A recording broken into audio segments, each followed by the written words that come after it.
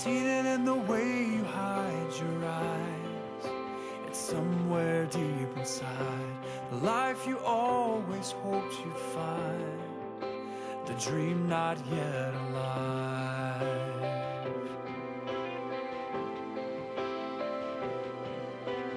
Fear is crippling your heart, it bleeds.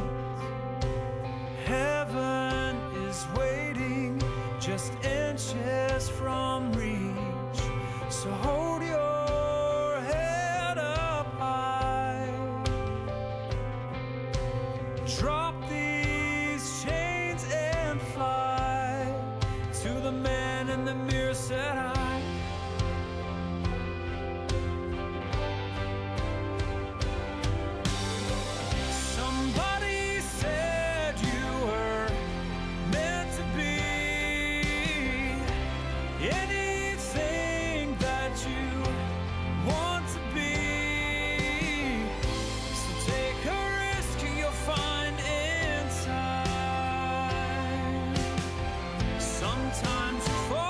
Before you fly.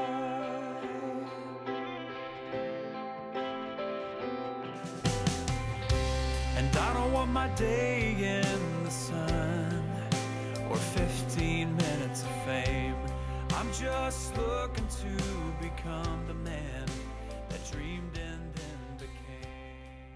This morning, I am really excited to introduce Senator Tom Harkin. He was born in Cummings, is a product of small town Iowa who has never forgotten his origins. Tom graduated from Catholic University of American Law School in Washington, D.C. He's been in public service since winning his first election to the U.S. Congress in 1974. After serving in Congress for 10 years, Senator Harkin was elected to the U.S. Senate in 1984. Tom's brother Frank was deaf since childhood, so he knows firsthand the challenges of facing Americans with disability.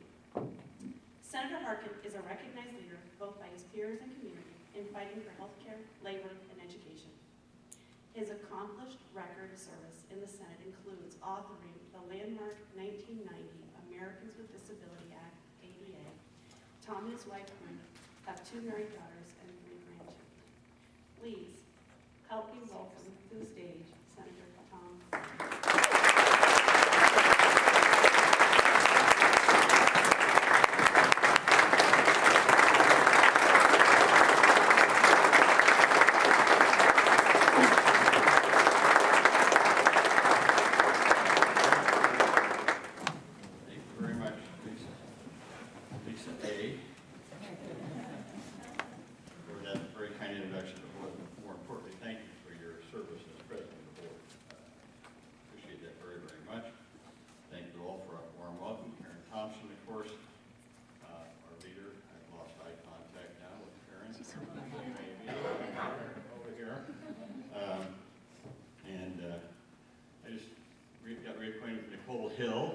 Hello, Nicole, who was at my breakfast in Washington not too long ago.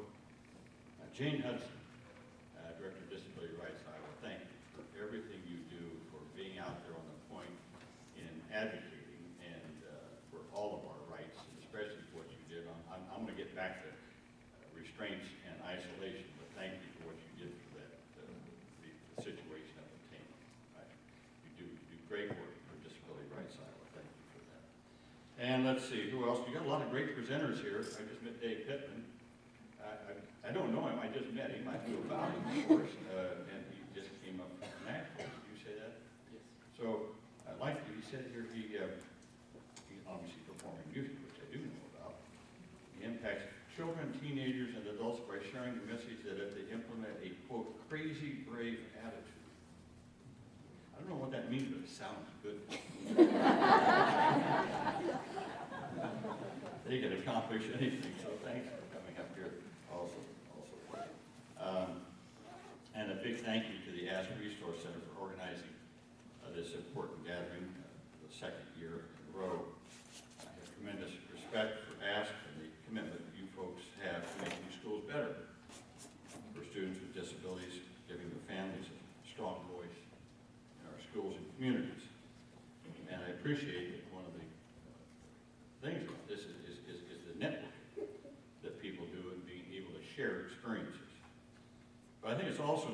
to celebrate and reaffirm the importance of strong family-school partnerships and the critical role they play in their child's success. I chair the Education Committee in the Senate. I've been on it now for, I guess 25 years. For most of those years, Senator Kennedy was chair for a long time. And when he passed on, I worked my way up the seniority ladder and took it over. So I chair the Education Committee. We're working on a couple of things now, ESEA, Elementary Secondary Education Act. I'll say a little bit more about that in a second. Higher Education Act.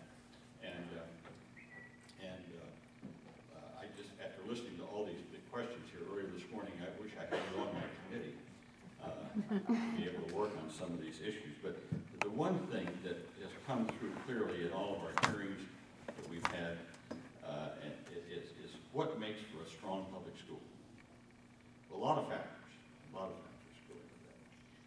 But the one that constant in that is the parental involvement. Critical factor. Well, that's true for public schools in general. It is double down true for people with kids with disabilities. Parental involvement is so vitally important. And we built into the special education process, of course, that I worked on many years ago, and that's the IEP, for parents to get involved with the individualized, as someone said, not one, I guess Senator Grassley said that not one thing fits everybody. That's why it's an individualized education program. But the problem is, it only works if families have the skill and the knowledge to know what to advocate for, and also have the ability and the courage to do so. You know as well as I do, a lot of times a young family, young parents, have a child with a disability, a lot of things are hitting their lives. I mean, they're probably just starting out in life, not making a lot of money, probably both working. They now have a child with a disability, maybe they have another child. There's just a lot of things going on in their lives, and they're very busy, and they sort of go to the school says, here's what we're going to do, and they kind of say, well, okay. Well, sometimes maybe it's not okay. Sometimes they need to do different things, and that's, again, where this whole network is so vitally important. For people to be able to share your experiences, but also to tell people, look, you've got to advocate. You've got to have the courage to go in there and fight for your kids and tell them what you need. So that's why I feel so strongly about what you're doing here, what you started last year, the kind of networking you're doing here right now. I know the passion and the commitment of folks in our parent centers here in Iowa. Again, this has been a special interest of mine, the parent centers all over the United States in my capacity in the Senate. And I think, again, one of the things I've always liked about the parent centers is that, and what's so vitally important, I think, is that the majority of the board members and staff have to be parents or siblings of kids with disabilities. And did you say it was 100% here in Iowa? Yes, it's 100%. Yes. 100%, right, Karen? 100% persons with disabilities, family members, and their parents. Wow, I don't know of another state that has 100% like that. I'm going to go back and find out. Congratulations.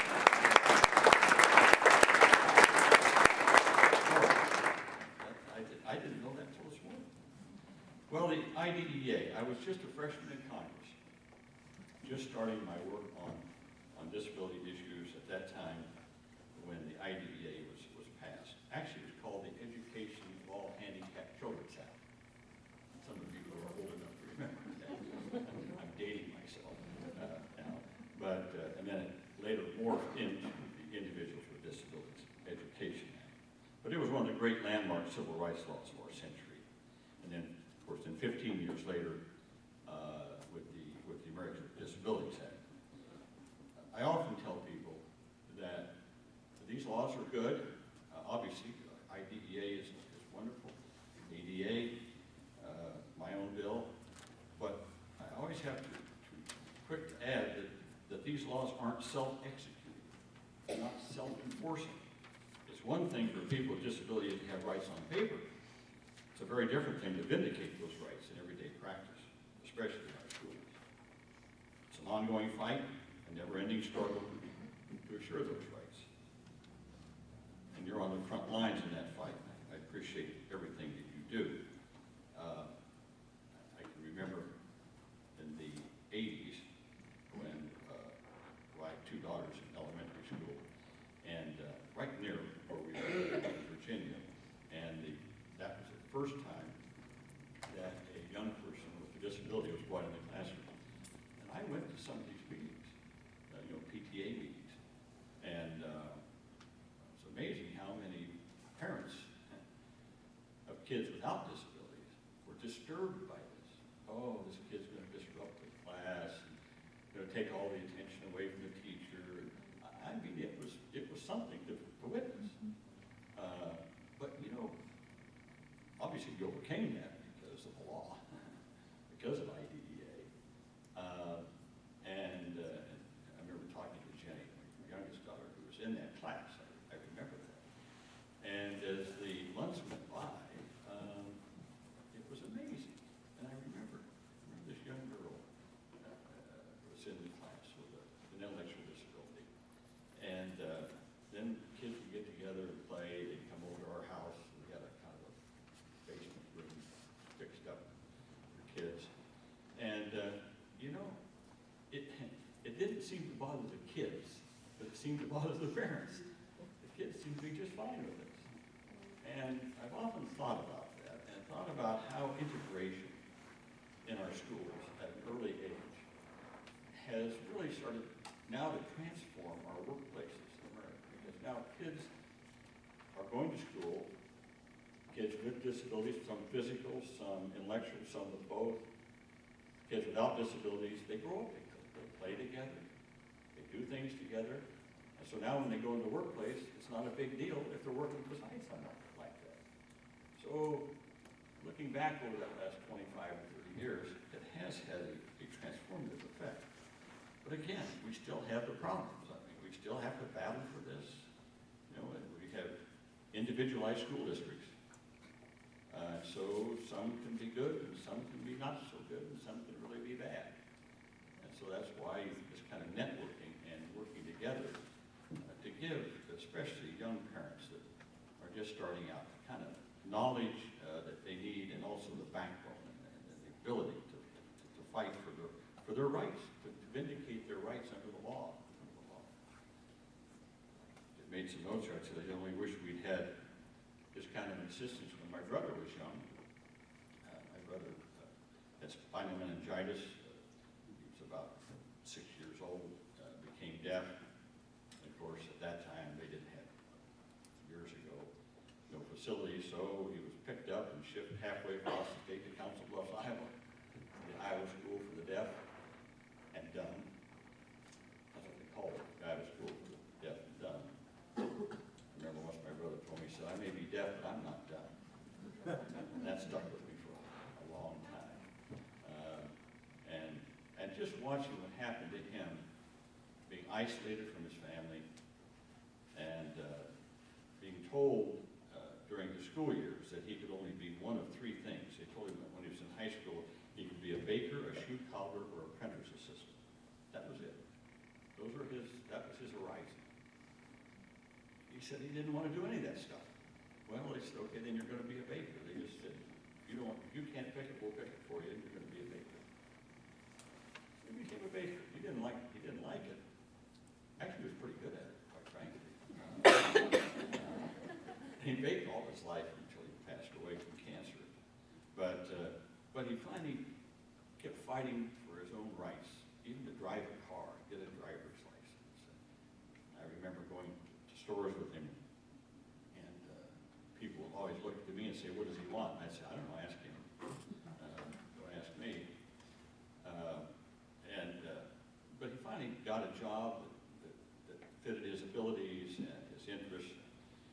But just the struggle that you go through for that, to just live your life and be independent and to be able to choose your own career. Now those are old days.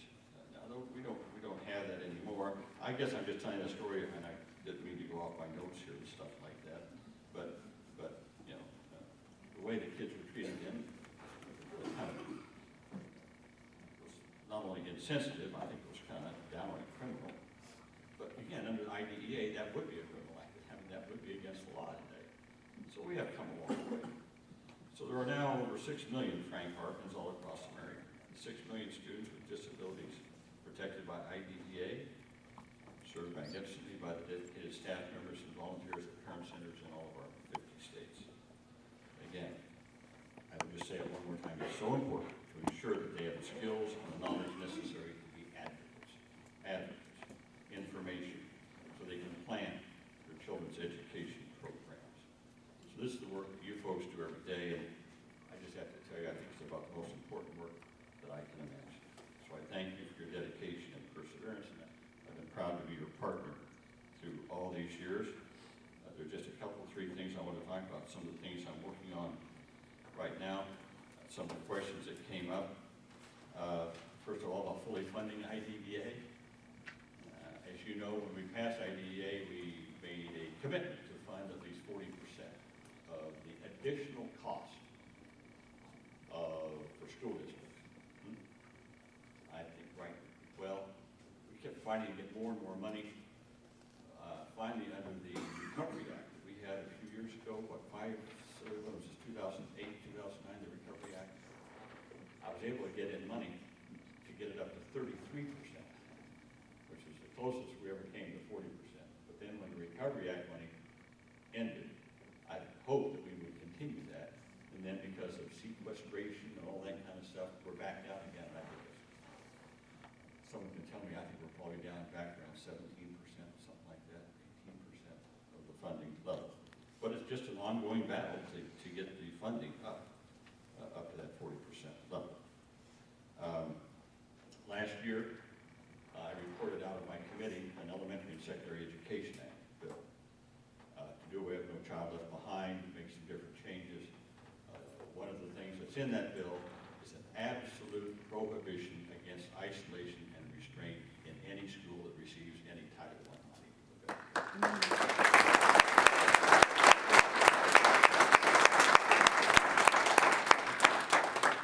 Talking about old-fashioned ideas and things that are just punitive. These are not rehabilitative. These are not in any way additions to a kid's education. These are punitive. And we have examples of schools and places in the United States. I'm thinking of the Centennial School in Pennsylvania, where they've done away with all restraints and isolation for some years. And the amount of the problems, the incidents of violence and things like that have dwindled to nothing. And they use no restraints, no isolation whatsoever. And so it can be done. Well, again, teachers have to be trained, principals, superintendents, others, they have to be trained, knowledgeable about this. And again, if we need some additional people in the classrooms, well, we ought to provide for them if we need additional help for our schools. But there's no reason to have any isolation and restraint whatsoever any longer. The other thing I've been working on for about 5 years now is a reauthorization of what we call the WIA bill, Workforce Investment Act. Now, that basically has to do with rehab and that type of thing, and job training, skills upgrade, which everybody agrees that we need. But one of the things I wanted to tackle in that bill was this transition problem. Kids with disabilities who have an IEP, they go through school and then they just sort of fall off a cliff. Or they get shunted into sub-minimum wage jobs and they stay there forever. No skill upgrading, no further training, no further education, they just get in there and they stay there. Now, what we found, obviously over the years, is that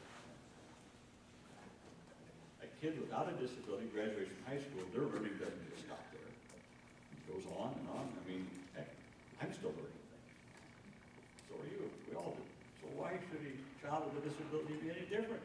Of course, when they finish their IEP, they're going to continue to learn and do different things through their lifetimes. So what we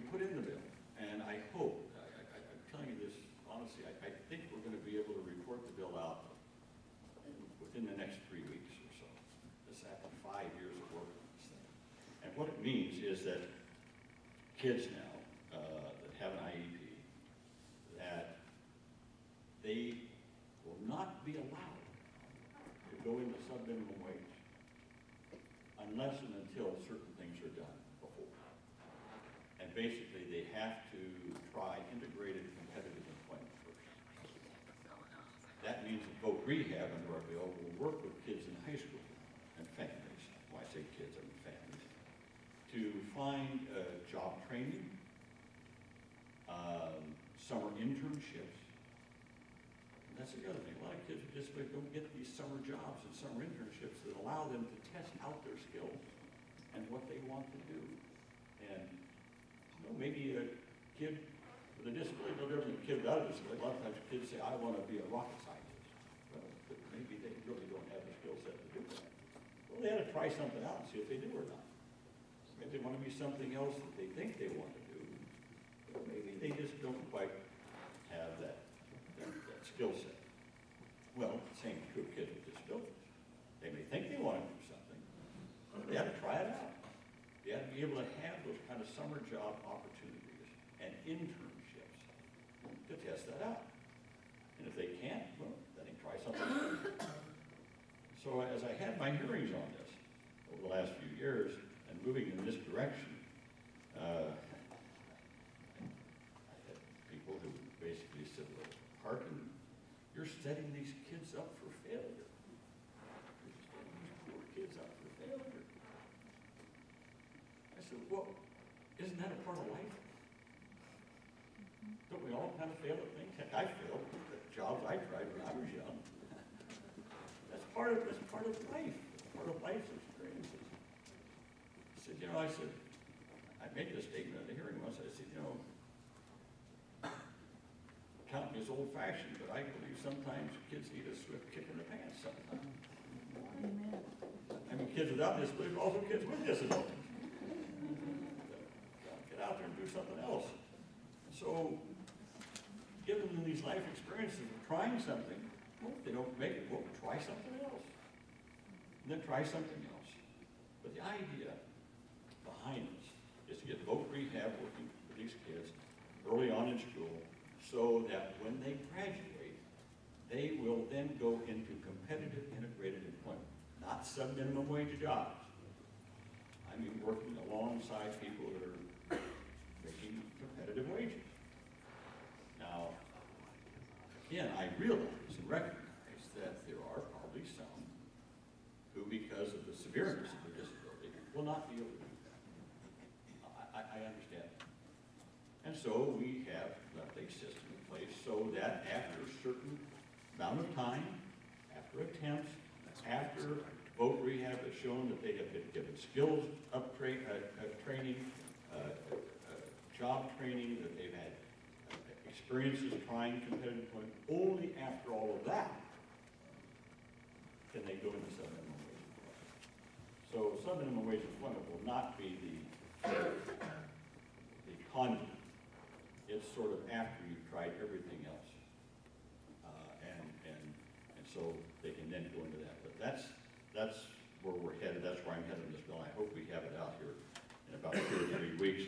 Again, if you have any thoughts or suggestions as you take a look at it, I would be more than welcome to hear your input. The Affordable Care Act. I believe that the Affordable Care Act is a good bill. The fact that now pre-existing conditions have no bearing. I believe that many people with disabilities now have access. And it's not just to health care. It's not just a treatment. But one of the portions that I wrote into that bill was preventative care and wellness, so that people with disabilities can get upfront help, so that they don't get ill. Because a lot of times people with disabilities, when they get sick, things tend to cascade. So you want to get upfront help. So that's what I've been promoting, is to make sure that people with disabilities get in for preventative wellness care upfront, rather than just, and that's all, and no co-pays, no deductibles for that. Zero co-pays and deductibles for that wellness and one thing that is still missing, I've just talked to Tom Harkin about this, and that is the whole long-term care issue and how we confront that. We haven't really solved that yet, I think adequately. I'm looking for ideas and suggestions on that, but we need to have a system that basically, different tiers. One, family input, the Stable Act that we're working on where people can put money away, but we know that won't be enough, but it can help, but we need something that's just ironclad so that families with young people with disabilities are assured that they will have that long-term care available after the parents are gone. Let's see, so I covered that. Oh, the other issue I'm working on, maybe you haven't given much thought to it, but I'd like to ask for your help on it. It's called the Crpd, the Convention on the Rights of People with Disabilities. After we passed the ADA back in '90, I got visited by a number of people from different countries who wanted to change their laws and their systems to be more like ours. And a few did. Actually, Ireland did pretty good, Greece, some other countries, but it was sort of hit or miss. In around about 2000, 2001, the United Nations decided that they wanted to promulgate a convention, a treaty, and they came down to see us and how we did the Americans with Disabilities Act and how that works. And so over a period of about 7, 8 years, they developed this treaty. It's called a convention, Convention on the Rights of People with Disabilities. They promulgated it. 145 nations have now signed on to it. And it's modeled after our Americans with Disabilities Act. The one nation that hasn't signed on to it is us. We brought it up for a vote in December of 2012. We thought we had the votes for it. In fact, at that time, Senator Kerry, who was the Secretary of State, was the chairman of the committee. And when he had the hearings on it, the first two witnesses he had in the hearing were me and John McCain, because we were both back at the beginning of the ADA. And so we kicked it off, and we had bipartisan support. We have former President Bush was a strong supporter, Bob Dole, all the disability community. The United States Chamber of Commerce is a supporter of it. Every veterans group is a supporter of it. All the disability groups, of course, are supporting of it. Almost all the religious organizations, all that I know of. It's got broad-based support. The high-tech community has been behind it. So we brought it out in December 2012, and we lost. You know, a treaty takes 2/3. It takes 67 votes in the Senate. We got 61 votes. And, well, I don't know why it failed. There were some reasons. I mean, there were, I think, fraudulent reasons. Rick Santorum had come out and said, well, this is going to destroy homeschooling. Well, nonsense. Nonsense. And then there was something, then there was, well, it was a lame duck session and all that kind of stuff. So we lost it. Well, then that Congress ended. We had to reintroduce it. The new chairman of the committee, Bob Menendez, has had his hearings on it now. We're ready to report it out again. Here's what I want to tell you is that bill will probably, we're aiming to have it on the floor of the Senate the week of July the 21st. July the 26th being the 24th anniversary of the Americans with Disabilities Act. So that week, we want this bill on the floor and we want it to pass. We're at about 62, 63 votes right now. So we only need 4 or 5 votes. And we need you to start making sure that your voices are heard on this. Now, is it important to you? Well, yeah. I mean, Shelby would probably like to travel overseas sometime. Yes. I'd like to travel and see some things. Sure. I came back from a conference in Cartagena, Colombia, a couple months ago. And I was down there with Senator Johnson. He's a senator from South Dakota. He'd had a stroke. uses a wheelchair. He and his wife are down there. Barbara, his wife, came up to me after dinner about 3 days and said, "Oh my God, this is terrible. We can't go anywhere. We can't get a bus, we can't get taxis, there's no curb cuts, elevators are too small, they don't have ramps." They couldn't wait to get back to America. Well, that's what I mean. There are just things like this all around the globe, and countries want to change, and they want our help, they want our expertise, which we can add to this. So, and for veterans, for disabled veterans too. And it's not just people with physical disabilities, people with intellectual disabilities too, in terms of language, in terms of how interpretations, and things like that for people to travel around the world. Business students, that's why the high-tech community is for this. Because they're going to set standards, and they want standards that are good standards, and then standards that are universally designed standards that can be adapted for everyone. Whether it's using voice translation devices or whatever it might be, to make sure that the standards are adaptable. So I didn't mean to go on so long, but I fought very hard for this for a long time to try to get this convention passed, and we're so close. And I was just down in Texas a couple weeks ago with the first President, George H.W. Bush, who signed it into law. He's a supporter of it. Bob Dole's a supporter. So we got broad bipartisan support. And that's been one of the keys about all of our disability policy that we've had since I've been there, and that's been 40 years. And that is that it's been bipartisan. We've never had it as a partisan issue. And I hate to see this one now come down to some kind of partisan issue. It shouldn't be a partisan issue at all. So to the extent that you can help advocate for this, I would be deeply appreciative. And Senator Grassley needs to know that you have his back on this. Sometimes you fall before you fly.